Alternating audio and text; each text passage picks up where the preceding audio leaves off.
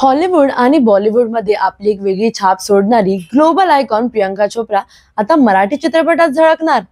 हो, ऐकून आश्चर्य वाटेल, पण ही बातमी चर्चेत आहे. प्रियंका चोप्रा तिच्या चाहत्यांसाठी घेऊन येते एक मोठं सरप्राईज. पण थांबा, इथे एक ट्विस्ट आहे.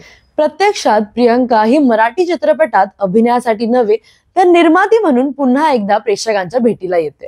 मराठी भाषेतील पाणी या चित्रपटाची निर्मिती प्रियंका चोप्रा जोनास आणि त्यांच्या आई मधु चोप्रा यांनी पर्पल पेबल पिक्चर्सच्या बॅनर खाली केली आहे. या चित्रपटात आदिनाथ कोठारेच्या नेतृत्वाखाली सुबोध भावे, किशोर कदम, रुचा वैद्य यांसारखे अनेक दिग्गज कलाकार आपल्याला महत्वपूर्ण भूमिका साकारताना दिसून येतील. 2019 मध्ये पाणी हा चित्रपट पर्यावरण संरक्षणावरील सर्वोत्तम चित्रपट म्हणून राष्ट्रीय पुरस्काराचा मानकरी ठरला होता.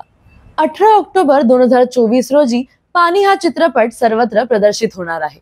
हा चित्रपट पर्यावरण संवर्धन या महत्वाच्या विषयावर भाष्य करतो आणि प्रेक्षकांना पर्यावरण संरक्षणाचा एक महत्वाचा संदेश पुरवतो.